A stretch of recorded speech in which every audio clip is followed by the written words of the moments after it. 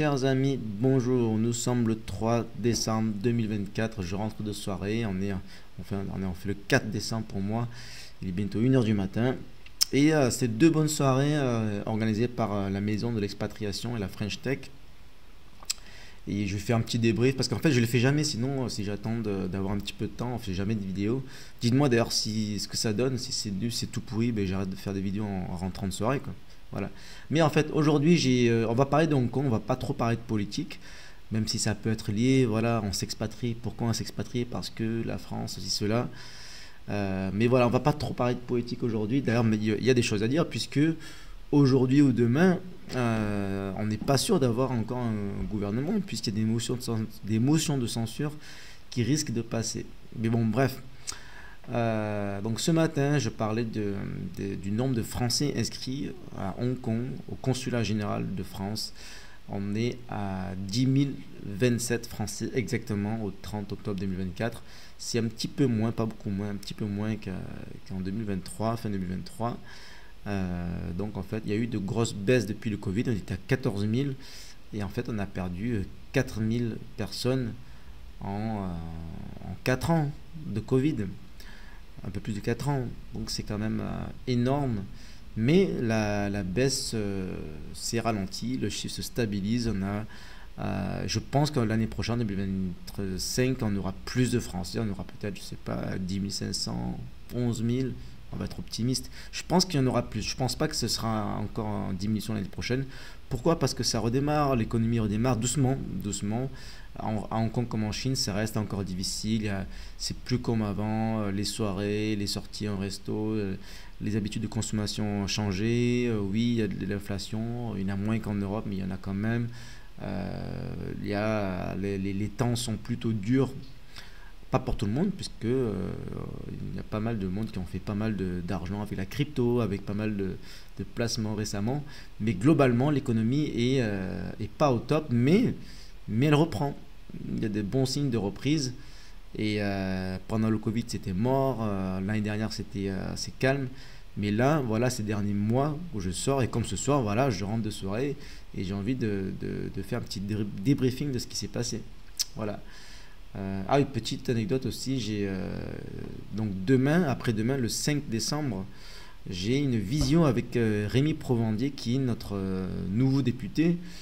Alors je ne sais pas pour combien de temps, puisqu'en fait il est député remplaçant, il remplace Anne Jeantet qui est devenue ministre de l'Éducation nationale, mais on ne sait pas pour combien de temps, peut-être encore pour un jour, puisqu'il y a une motion de censure qui devrait être déposée aujourd'hui ou demain, une ou plusieurs motions de censure, et qu'elle risque d'aboutir.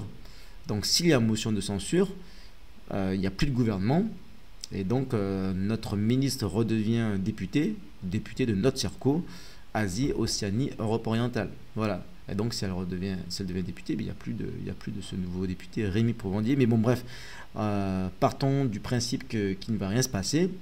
Donc le nouveau député, Monsieur Provandier, donc j'en ai parlé il y a quelques semaines, je me disais, bon, c'est un nouveau député depuis cet été, techniquement, mais on n'a pas de nouvelles, pas de son, pas d'image, on ne sait pas qui c'est, on ne sait pas ce qu'il pense, on ne connaît pas son programme, on ne sait pas ce qu'il veut, comment il se positionne. Pas de nouvelles, silence radio. Finalement, non. Finalement, il a écrit aux élus et on va faire une visio avec lui ce jeudi. Donc c'est bien. C'est une bonne initiative. Voilà, c'est pas nos amis, hein, ça reste des macronistes. Voilà, on est en opposition, mais de manière républicaine.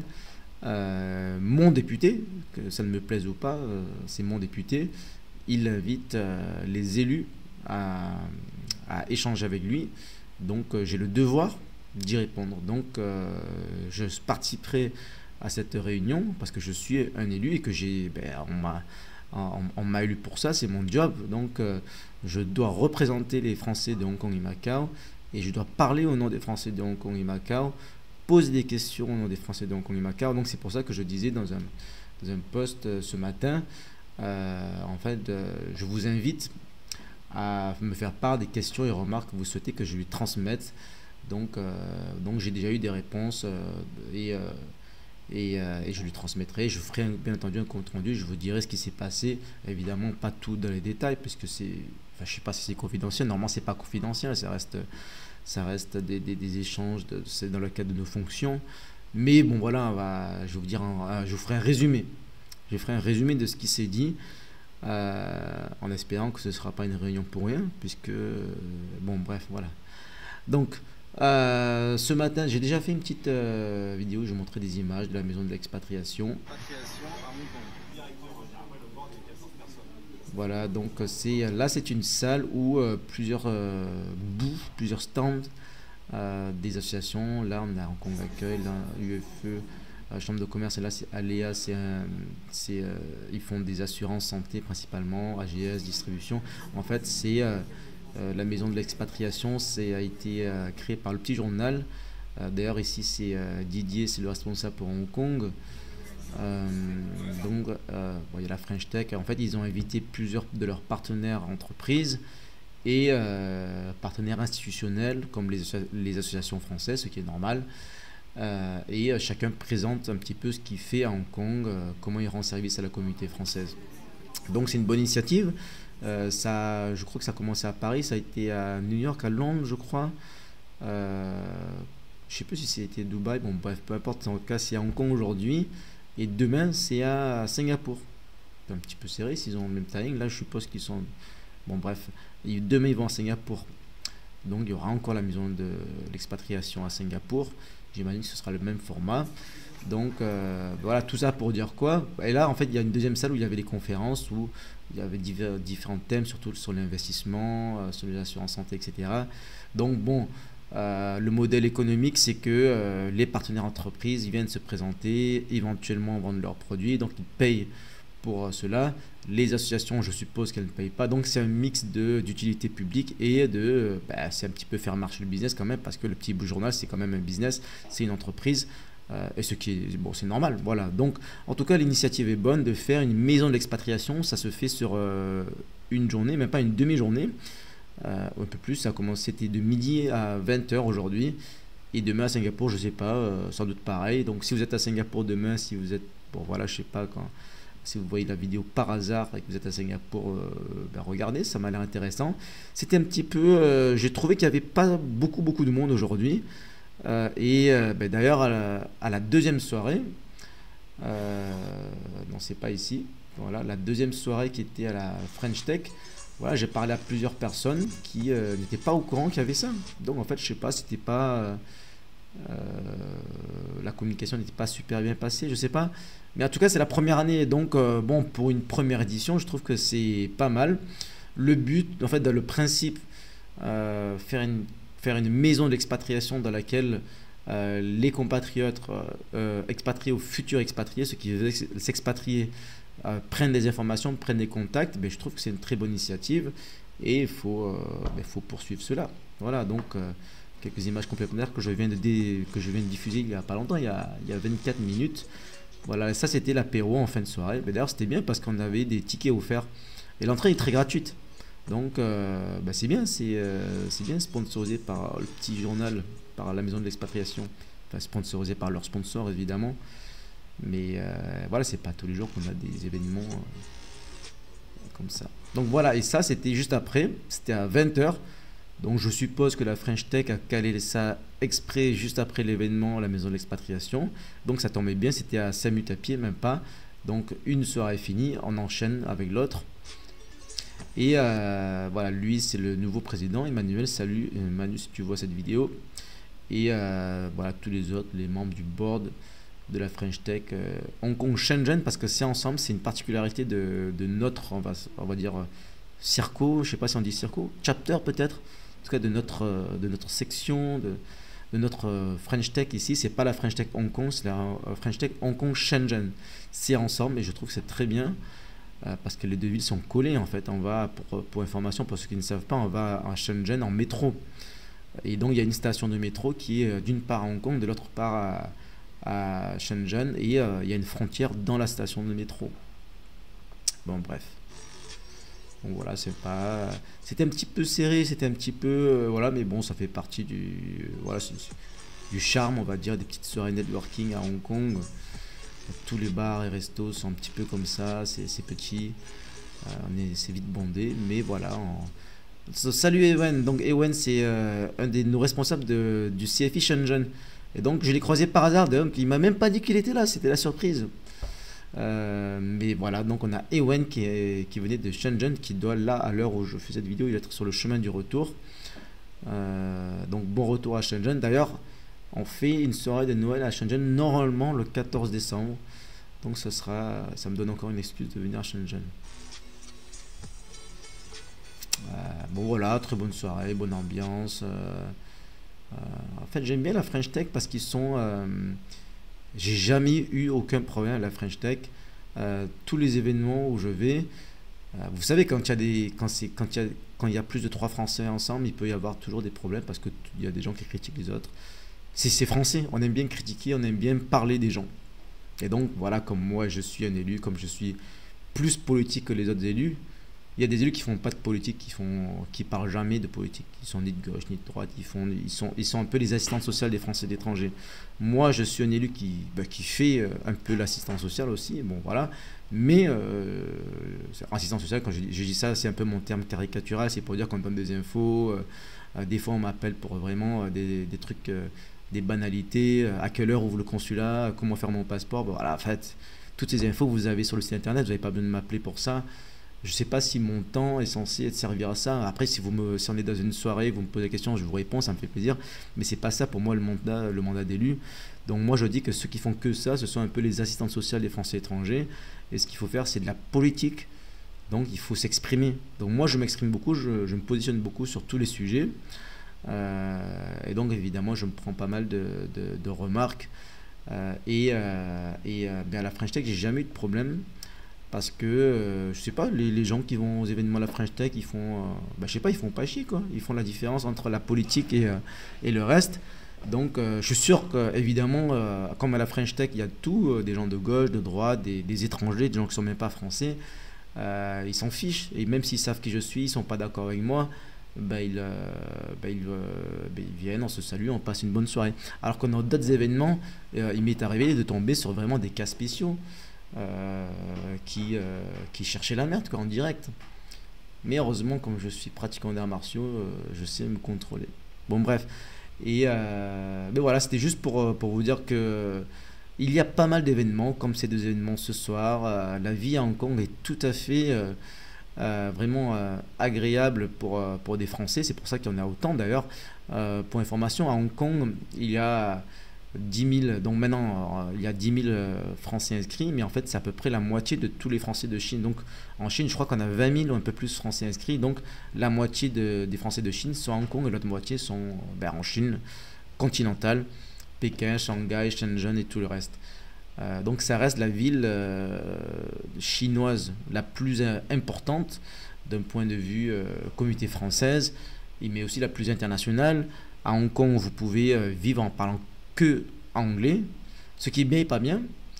C'est pas bien parce qu'en fait on fait pas d'efforts pour apprendre le chinois, enfin pas forcément, pas tout le monde, moi j'en fais le plus possible, mais beaucoup de Français j'en connais qui s'en fichent du chinois, et surtout s'ils sont là que pendant 3 ans, ils veulent pas se perdre du temps à apprendre le chinois, ils veulent juste vivre leur vie d'expat dans leur bulle d'expat. Ok, très bien, je critique pas, c'est un choix. Mais par contre quand on est 3 ans en Chine continentale, normalement on apprend plus ou moins le chinois parce que sinon c'est difficile de survivre. Alors qu'à Hong Kong, on peut survivre sans chinois. Moi, je connais des Français qui sont là depuis 30 ans. Ils parlent pas chinois, ils sont nuls en chinois. D'ailleurs, ils sont même souvent nuls en français. Je rencontre des Français à Hong Kong, mais ils parlent vraiment mal anglais. Donc, bon, bref, peu importe. Vous savez, les Français, je sais pas, on n'est pas toujours doués en langue. Bref. Mais en tout cas, Hong Kong, on peut vivre à Hong Kong même si on ne parle pas très bien anglais. Je suis tombé sur plusieurs personnes qui m'ont dit d'ailleurs qu'elles venaient à Hong Kong pour pratiquer leur anglais, ce que je trouvais un petit peu bizarre parce que les Hongkongais parlent plutôt bien anglais par rapport aux Chinois de Chine continentale, mais c'est pas non plus l'anglais du roi d'Angleterre, quoi. Donc c'est pas le meilleur accent, c'est pas la meilleure fluidité, c'est pas un anglais natif. Donc aller à Hong Kong pour apprendre l'anglais, c'est pas, pourquoi pas, hein, mais c'est pas le meilleur plan. Normalement on vient à Hong Kong pour autre chose, pour l'économie, pour l'entrepreneuriat, pour les taxes qui sont faibles, pour la sécurité, pour le côté international. Hong Kong, c'est la ville la plus internationale de Chine. Donc voilà, et c'est vrai parce que j'ai rencontré quelqu'un ce soir qui est à Hong Kong depuis longtemps, depuis 7 ans. En fait, bon, elle savait qui j'étais parce qu'elle avait entendu parler de moi, mais on se rencontrait pour la première fois. Et c'est bien parce qu'elle me disait que voilà, elle avait quitté la France pour certaines raisons, elle n'avait pas forcément envie de revenir en France, l'insécurité, et ceci et cela. Tout est plus lent en France, tout est plus administratif, il y a plein d'impôts, on est des assistés, on attend tout de l'État, etc. Donc finalement, quand on veut un endroit un petit peu plus où on se sent en sécurité et dans une certaine liberté économique et on peut vivre du fruit de son travail, etc., etc., toutes ces choses combinées font que Hong Kong, en vérité, est sans doute une des villes les plus attractives, les plus importantes au monde maintenant. Et en fait, pour moi, c'est la meilleure option d'expatriation, sauf si, voilà, effectivement, vous n'aimez pas l'Asie. Bon, moi j'en connais, ils n'aiment pas l'Asie, ils n'ont pas envie de vivre en Asie, ils ont envie d'être au Portugal, au Brésil. Bon, ok, très bien. Mais en dehors on va dire, du côté culturel, ethnique, etc., moi j'en connais qui veulent pas être en dehors de l'Europe parce qu'ils veulent être entre Européens ethniquement. Bon, ok, c'est très bien, pourquoi pas, Europe de l'Est, etc. Mais si vous n'avez aucun problème avec l'Asie, Hong Kong, c'est le top parce que c'est la ville la plus internationale de Chine et donc c'est la ville bon, qui réussit le mieux en Chine. Enfin, voilà, la plus business friendly, etc. Donc ça reste le centre de l'Asie en quelque sorte. Et comme l'Asie, c'est un peu le centre du monde, Hong Kong, pour moi, c'est devenu un peu le centre du monde. Donc, je vous encourage à venir à Hong Kong, à passer des vacances, si vous le voulez, quelques semaines. Faites-vous une idée, mais ça n'a rien à voir avec ce que vous pouvez lire dans les journaux mainstream en général. Donc, c'est aussi le but de ma petite vidéo. Je sais pas, évidemment, ça va pas faire beaucoup de vues. C'est pas Le Monde ou TV5 Monde, etc. Mais le but pour moi et pour notre communauté aussi, c'est de montrer un récit différent de ce que vous pouvez voir depuis la France. Que Hong Kong c'est une dictature, que c'est le tiers-monde, qu'il y a plein de problèmes. Tous les Français que je vois récemment qui sont arrivés à Hong Kong depuis 2 semaines, 1 mois, 6 mois, ils adorent Hong Kong. Et en fait, tous, sans exception, je n'ai vu aucune exception, me disent qu'en fait, ils sont agréablement surpris de découvrir comment est Hong Kong par rapport à l'idée qui se faisait de Hong Kong. Donc en fait, ce qu'il faut savoir, et ça c'est le message que je veux faire passer, c'est ma conclusion, c'est qu'en fait en France et même en Europe et même je veux dire dans le monde occidental en général, vous avez beaucoup de French bashing et même de Hong Kong bashing, pas forcément justifié, ou alors je peux comprendre pourquoi, un effet de concurrence de ceci, cela, mais c'est pas normal. C'est pas normal, il faut se faire soi-même sa propre idée, donc suivez un petit peu ce que voilà, je vous montre, posez-moi des questions, regardez les autres chaînes qui existent sur Hong Kong, regardez ce qui se passe dans les médias de Français de l'étranger, le petit journal, les Français.press, le journal des Français à l'étranger, tout en fait. C'est là que vous pouvez voir ce qui se passe vraiment à Hong Kong, pas via des médias comme Le Monde, aussi mainstream mais aussi respectables qu'ils sont, parce qu'ils suivent quand même un récit qui est de dire que les Chinois c'est les méchants et nous les Français on est les meilleurs. Alors qu'en vérité, les meilleurs des Français, beaucoup sont déjà en dehors de la France et une grande partie sont à Hong Kong. Voilà, allez ciao.